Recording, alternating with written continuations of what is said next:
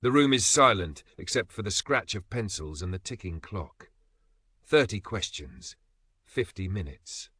And somewhere in the air, an unspoken promise that these bubbles filled in with graphite will decide who you are. For decades, standardized tests have claimed to do one thing: measure intelligence. But behind that promise lies a quieter, more unsettling question. What if they've been measuring something else all along? The story begins in the late 20th century, when exams became the great equalizer. Same questions, same rules, same scoring. From classrooms in Chicago to exam halls in Shanghai, tests were sold as fair, objective, scientific. Numbers didn't lie. Scores could travel across borders, across languages, across cultures. A single scale for a complex world. But cracks appeared early. Teachers noticed patterns that felt wrong. Students who read voraciously froze under time pressure. Brilliant problem solvers stumbled over unfamiliar phrasing. Meanwhile, others, coached, practiced, rehearsed, rose effortlessly through the rankings.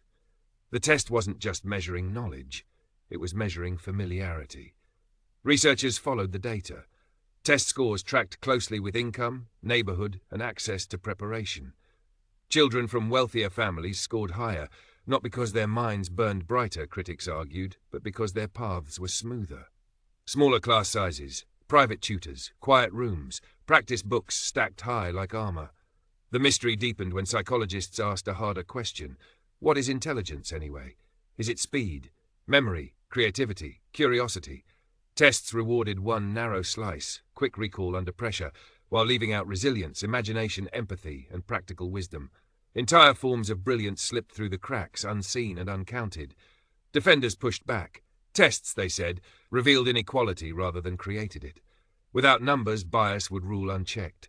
Subjective judgments could be crueler than cold scores. Tests weren't perfect, but they were consistent. And consistency in a messy human system felt like justice. Then came the turning point. Students began opting out. Universities dropped requirements. Classrooms filled with debates instead of drills.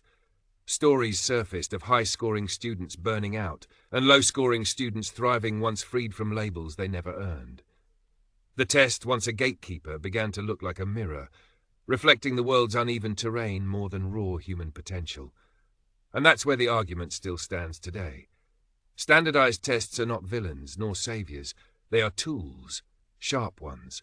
They can reveal patterns, but they can also wound. They can open doors or quietly close them before a student even reaches the handle. In the end, the dispute isn't really about exams. It's about what we choose to value, whether we believe intelligence is a number or a story still unfolding. If this story made you think, please like, share, and subscribe. Leave a comment below. Your voice helps keep the conversation alive and the channel growing.